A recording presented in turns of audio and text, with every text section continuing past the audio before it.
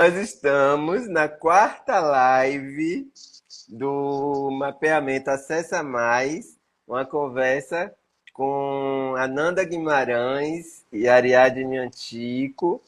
Estou ao lado de Lucas Sol, intérprete de Libras. Eu sou Eduol, um homem branco, careca, de barba grisalha, usando óculos de grau, camisa branca igual ao fone de ouvido. E atrás de mim tem uma janela com a cortina aberta. Na imagem, são quatro janelas, né? Ao meu lado, pelo menos na minha tela, tem Lucas Sol, que é um intérprete de Libras, um homem negro de cabelo black power, de barbicha e bigode, usando camisa preta. E hoje vamos, essa semana, na verdade, no mapeamento, o circo foi o grande tema. E o mapeamento é um projeto da Secretaria de Formação Livre e Leitura do Ministério da Cultura, em parceria com a Universidade Federal da Bahia, que visa mapear artistas e agentes culturais com deficiência e também profissionais com e sem deficiência que atuam na área da acessibilidade cultural. E o circo é uma das linguagens que a gente pretende identificar profissionais e pessoas com deficiência que trabalham nesta área em diversas funções. Hoje a conversa vai ser sobre palhaças defs com essas maravilhosas que eu já vou passar para a nossa conversa, mas antes eu queria anunciar também, porque tem muita gente que fica perguntando como podemos participar do mapeamento, como podemos participar do mapeamento. Então, nós estamos em fase de finalização do formulário para o cadastro no mapeamento Acessa Mais, que será lançado no dia 13 de setembro. Então, falta pouquinho para a gente identificar e reconhecer profissionais com deficiência que atuam na área da cultura brasileira, reforçando a importância desse reconhecimento, que fazemos parte do processo histórico e de participação real e de fato na cultura do Brasil. Mas eu não vou ficar falando muito porque a gente quer assistir a Nanda e Dida Ariadne conversarem. Ananda, você agora é a anfitriã, vocês se audiodescrevem e então começam a conversa, tá bom? Nós temos 30 minutos de conversa e aí eu vou interromper em algum momentinho para lembrar que faltam 5 minutos. E aí agora eu me calo. Um beijo. Beijo, Edu, saudades. Quero muito esse Demais. presencial. Assim.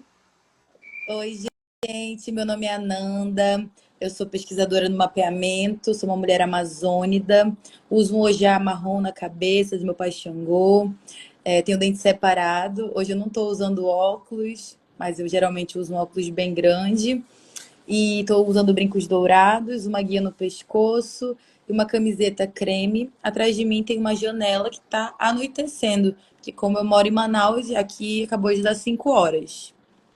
E meu sinal, ele é o meu dedo indicador, bem no topo da minha testa, fazendo um cachinho da minha palhaça, e a minha mão imitando o nariz de palhaça, para frente e para trás. Então, indicador e é isso, estou muito feliz com esse encontro. Eu tinha gravado o vídeo, né, mostrando o nosso encontro lá no Acre, falando um pouco sobre ele. Então agora vai ser uma extensão dessa conversa, só que aberta. Passo para ti, Dida. Oi, gente. Antes, como assim você vai ficar calado, Edu? Como assim? Como assim? Eu vou me meter na conversa, não se preocupe. Ah, bom, ufa! Gente, eu sou a Ariadne Antico, eu sou uma mulher branca, de cabelos enrolados, ruivos, que hoje estão presos num rabo de cavalo. Tenho as sobrancelhas grossas, os olhos esverdeados, sorriso torto, pescoço comprido. Estou vestindo uma blusa preta com uma jaquetinha bordô que tem uma estampa de florzinhas azuis e salmão. E eu estou feliz demais de estar aqui com vocês. Obrigada por ter aceitado, Dida. Fiquei muito Bora, feliz. bora pensar essa ideia.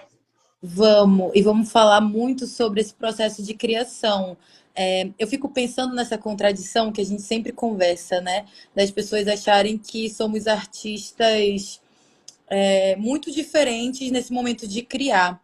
E às vezes criam esses monstros de como que cria, como que faz, como que pensa.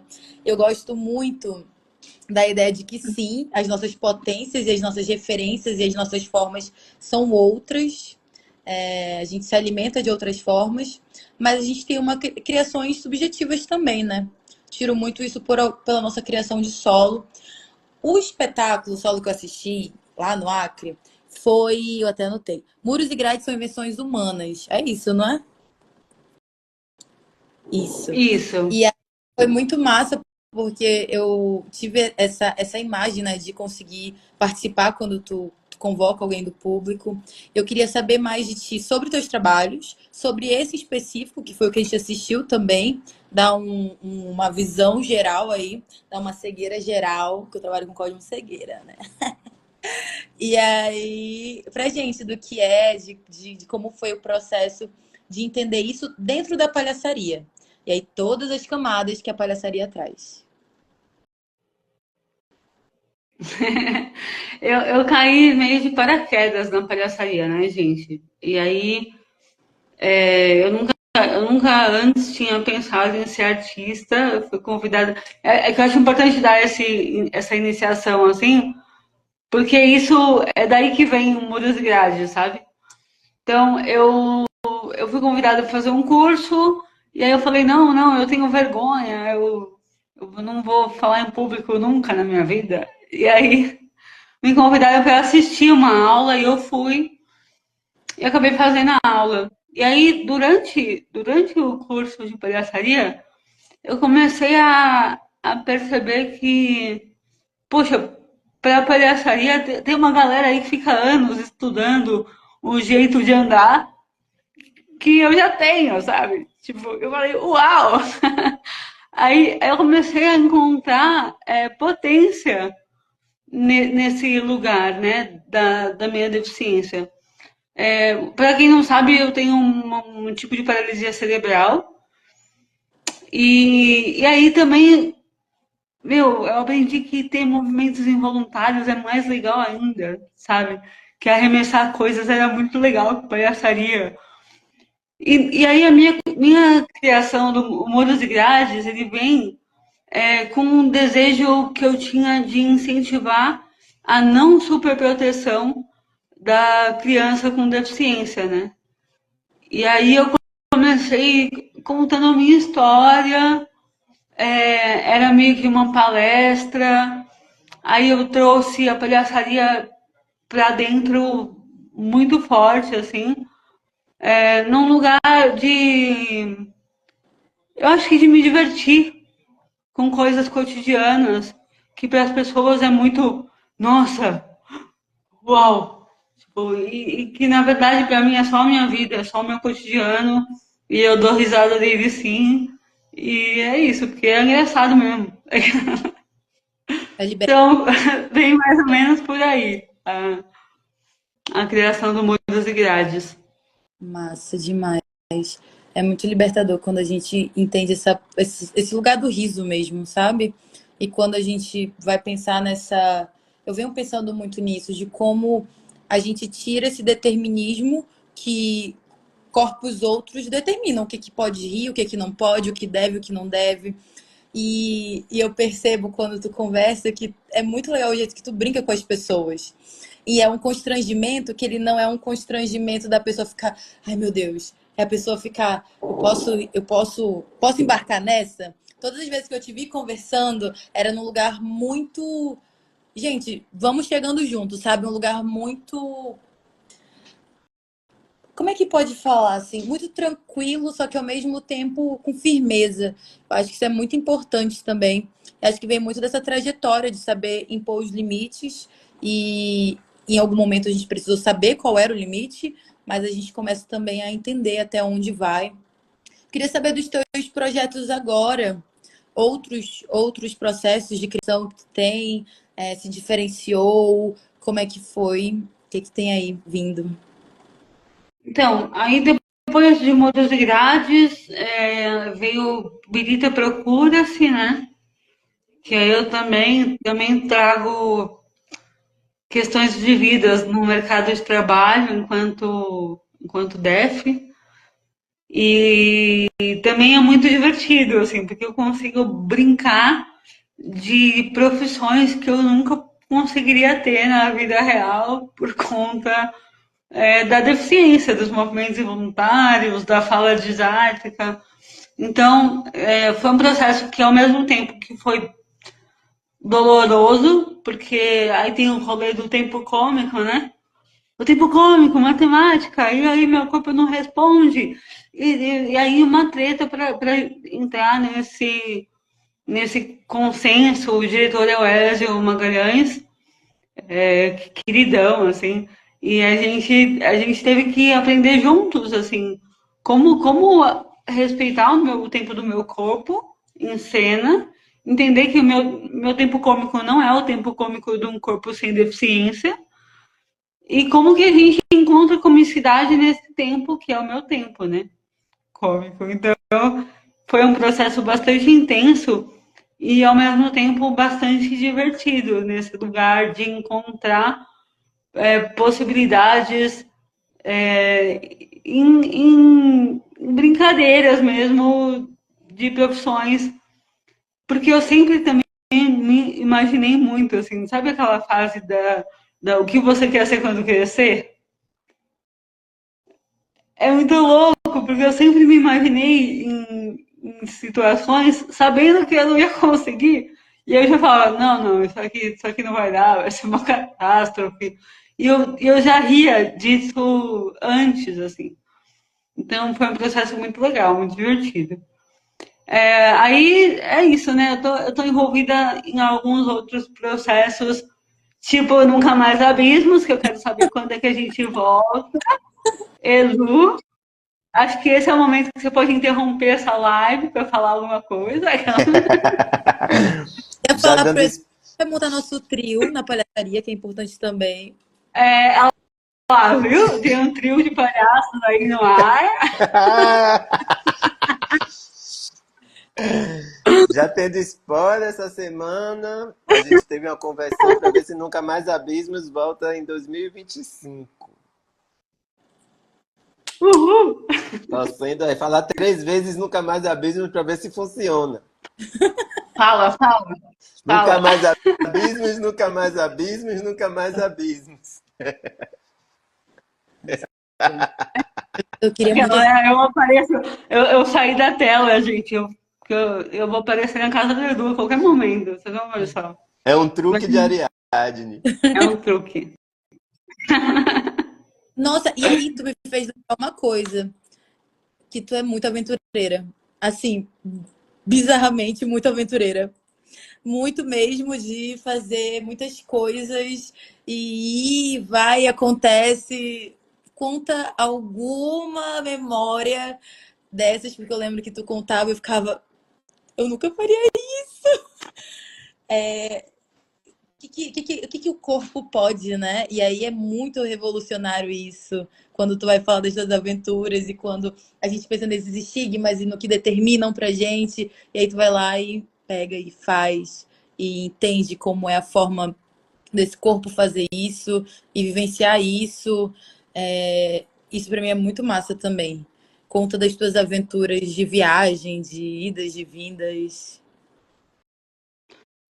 Eu tenho vários aqui que eu podia ficar contando, mas enfim, eu vou na clássica do Peru, pode ser? Pode. A clássica.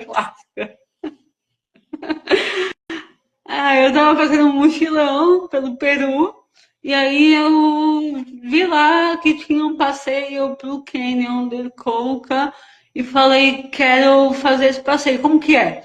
Aí me falaram assim, é super tranquilo, a gente desce o Canyon num dia, dorme num vilarejo e sobe no dia seguinte. Falei, uau, eu quero ir nesse passeio. Aí eu fui, né? Levei vários tombaços assim, no meio do caminho.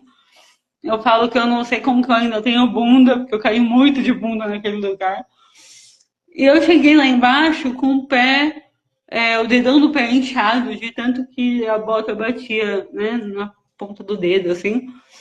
E eu não conseguia colocar o pé no chão. E eu falei, caraca, como que eu vou subir amanhã esse canyon? Que eu passei o dia inteiro descendo.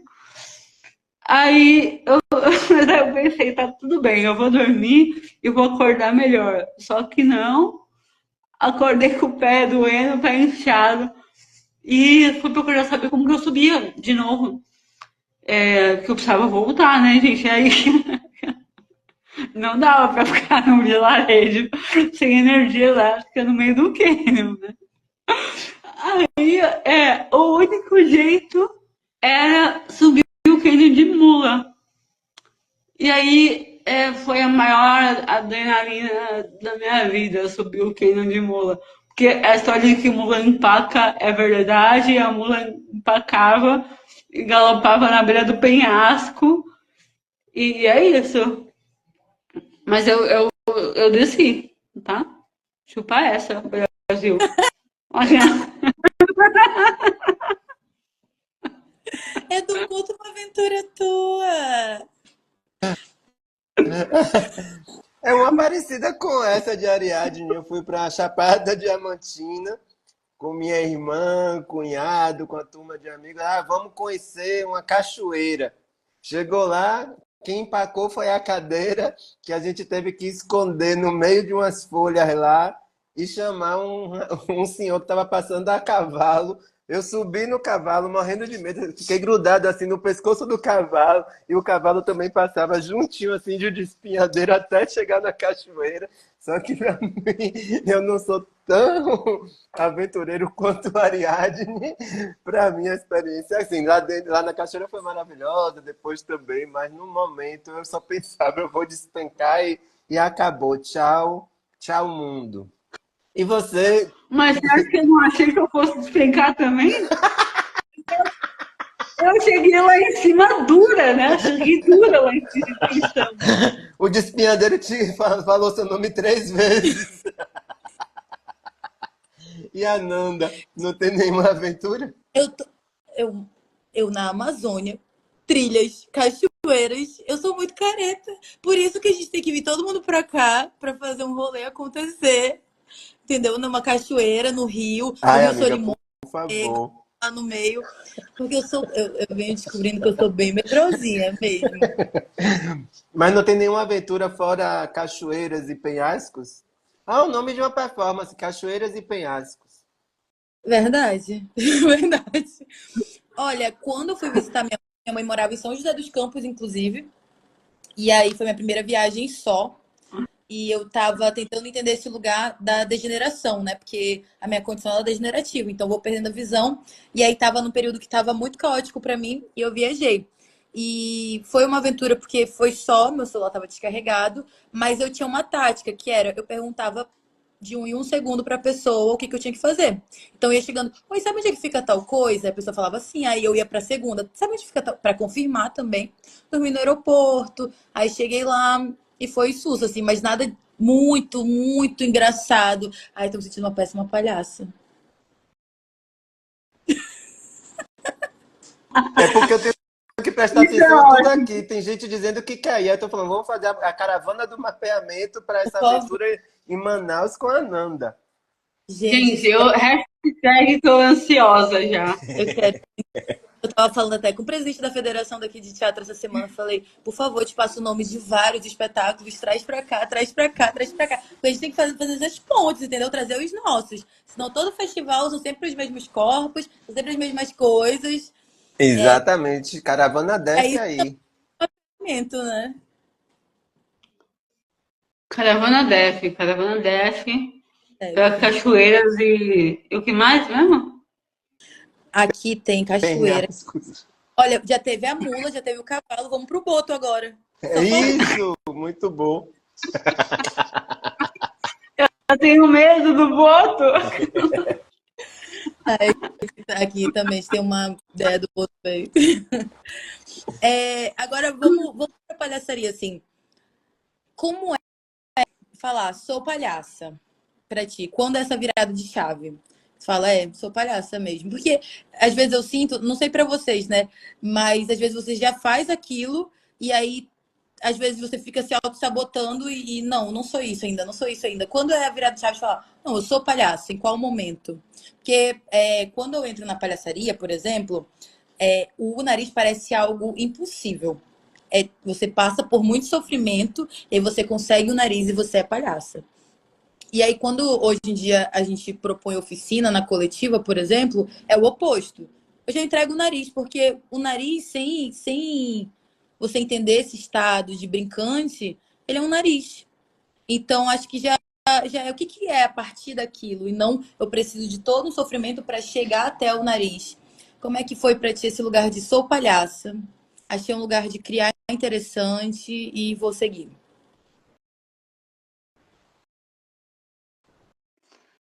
Essa, essa virada de chave, eu acho que foi exatamente no momento em que eu decidi que, pronto, eu vou parar de trabalhar aqui para trabalhar aqui.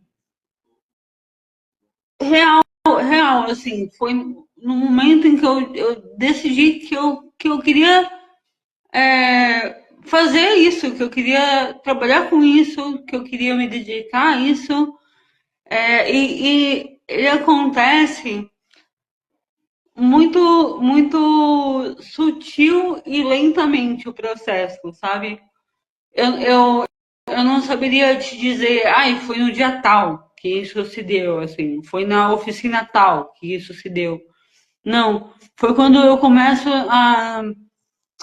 a perceber que eu me divertia com a minha deficiência e que e com as paradas que eu fazia. Então, por exemplo, teve um dia que eu me toquei, que eu falei, nossa, olha como eu mudei, né? Talvez esse dia seja um dia que eu possa considerar um marco, pensando aqui.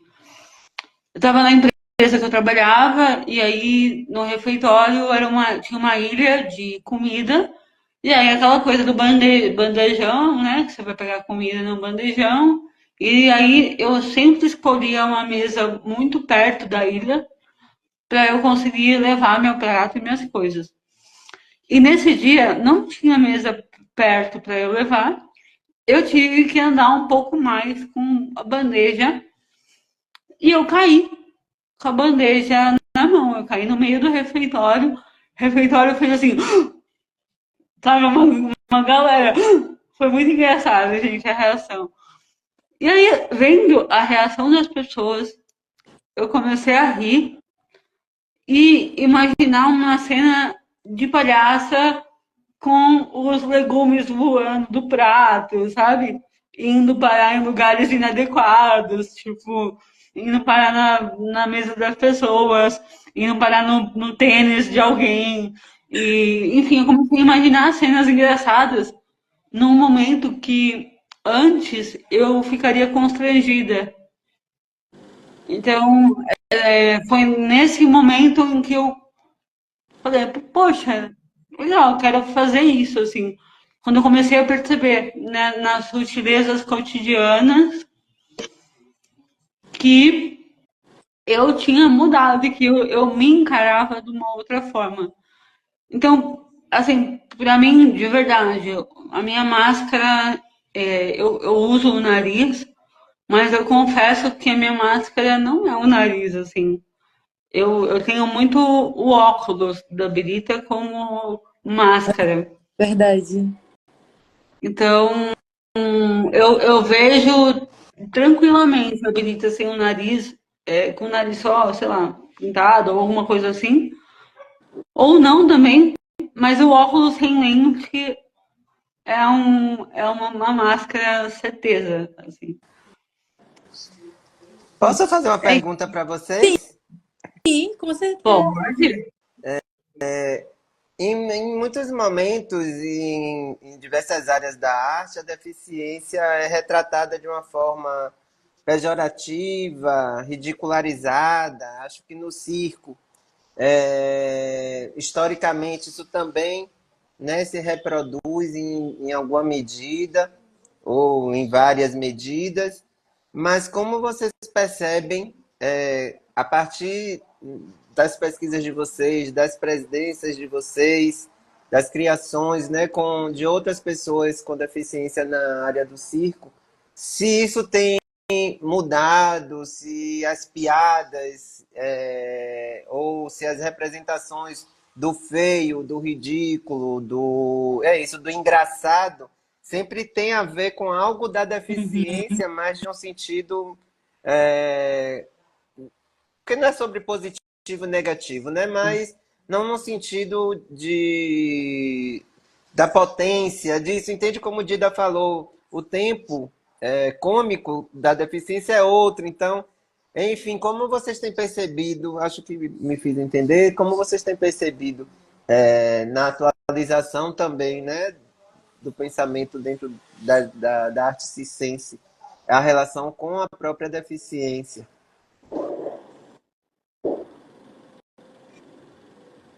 Você vai aí, Ananda? Eu vou aqui. Depois eu vou. É de verdade mesmo, assim, sem hipocrisias. É um processo que está muito, muito, muito, muito embrionário ainda. No circo, eu arriscaria dizer que das artes da cena é o que está mais atrasado nesse quesito. E aí, eu não sei se eu tô falando groselha, mas é difícil de encontrar artistas da área circense e DEFs. Então ainda é uma coisa pouco falada no meio circense, sabe? Muito pouco falada. Eu sinto muito desse É lugar isso. de seu riso, sabe? Então tem esse lugar de. Se eu vou para um lugar que eu vou estar, no caso da palhaçaria em específico, como é que é para corpos que sempre foram risíveis estabelecerem um limite de você tá rindo comigo e não de mim? E se for de mim, ainda assim é a partir da minha perspectiva, a partir do que eu proponho. Eu sinto, eu sou da licenciatura, eu tive uma coisa muito romântica nesse sentido de eu deixo muito estabelecido que as minhas referências são outras e a forma de dar as aulas do curso que eu dou aqui na Caia são outras também. Então, quando eu vejo algo muito bípede já, eu já fico, ih, sério que é isso que vocês vão trazer? Sabe? Vamos pensar esse corpo de outra forma. É, acho que é uma das formas, né? E a gente está nesses lugares. Uma coisa que eu percebo desde a Dida, que é esse lugar de. Eu vou estar nos festivais, eu vou estar não só no que foi nos direcionado para estar. Eu vou estar no festival de palhaças. Não necessariamente somente de palhaças com deficiência, sabe? Acho que isso é o processo de. Para mim, a primeira acessibilidade ela é a relacional. Então não adianta você querer pensar em muito se você não está se relacionando com essas pessoas que estão aqui e estão se dispondo, e estão colocando o corpo para o riso. Então eu sinto que esse projeto DEF, né, esse nosso grande plano, Muhaha, Muhaha, Muhaha, ele veio muito desse lugar de a gente tem que parar de olharem pra gente sempre como a experiência. Sempre eu vou experimentar com esses corpos. Sempre eles vão ser os espectadores. Porque você vai no teatro, você vai no circo, não tem a rampa, considerando que aquele corpo, por exemplo, não é um corpo bípede. Não tem. Pro camarim, pro palco, não tem. Pode até ter o um lugarzinho enquanto espectador. E às vezes, eu não sei como é que é aí, mas aqui é um teatros, geralmente ainda é lá no fundo. Então, nem considera que a pessoa ela pode ter mais de uma deficiência, por exemplo, né? Que é esse saco que colocam a gente de tudo é a mesma deficiência, tudo é o mesmo bom, tudo é o mesmo lugar. Então, eu tenho essa visão um pouco, né, romântica, mas sempre estabelecendo que as minhas referências são outras. As minhas referências são a Dida, as minhas referências são o Edu, são a Estela, são outras pessoas que eu vou conhecendo e que eu vou citando. Porque quando eu vou citar esses teóricos eurocêntricos e que fizeram. Fez para quem? Porque tem gente que fala, né? Ah, mas em tal momento foram importantes. Mas foram importantes para quem? sabe? Eu acho que isso vem muito desse lugar do Nego Bispo, de legal, Karl Marx, mas eu tenho um pai de santo, eu tenho uma mãe de santo. Essas são outras referências, sabe? Quando a gente começa a falar que isso também é potente, que isso também pode ser referenciado, para mim começa aí o movimento.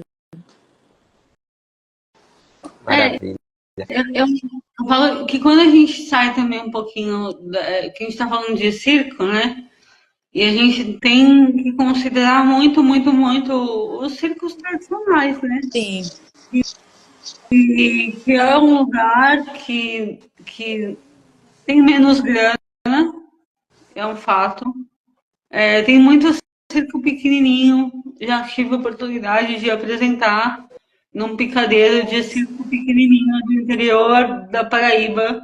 E incrível, assim. Só que a cultura ainda é muito capacitista, muito preconceituosa em vários sentidos. Então, acho que é isso, assim. Eu sempre fico muito nesse lugar também de entender o lugar aonde eu estou indo, né? Aonde eu estou adentrando. E como trazer essas pessoas para o nosso lado também, sabe? Porque é outra realidade, é outro contexto, não é uma galera que vai ter a chance de estar na academia ou de ler um sim. artigo acadêmico, sacou? É, Que tá ali ralando no dia a dia, fazendo 3 sessões por dia para sobreviver e ao mesmo tempo que tá lá no picadeiro, tá vendendo massa do amor, tá vendendo pipoca, tá vendendo um monte de coisas e volta pro picadeiro para apresentar outra cena e aí daqui a pouco já tá vendendo coisa de novo. Então, é um outro contexto, é um outro lugar e é circo também, né? é, E a gente não consegue nem chegar nesses lugares para falar, olha, a gente existe, isso que você fala não é legal. E é o contexto que eles estão inseridos, galera. E aí é muito louco, porque eu também não consigo ignorar esse lado da história, sabe? que eu arrisco É o filme popular, é o que tá. pessoas. Tipo assim, nesse contexto que tu traz, quando eu conheço mestres circenses antigos do interior, aqui no Amazonas, por exemplo, para você ir no interior, são dias e dias, às vezes, de barco, e aí você chega lá, quando se relaciona comigo, eu fiz uma temporada interior também, e quando se relacionavam comigo, era em um outro lugar do que, por exemplo, na academia. Que as pessoas estão diariamente ali me laudando, precisando do meu CID e ao mesmo tempo sem respeito nenhum. Então, é muito interessante isso que tu traz sobre não ignorar o contexto, porque às vezes a forma como a gente chega nessas pessoas vai ser de outra forma e que elas também vão chegar na gente, né? Não ter esse lugar unilateral.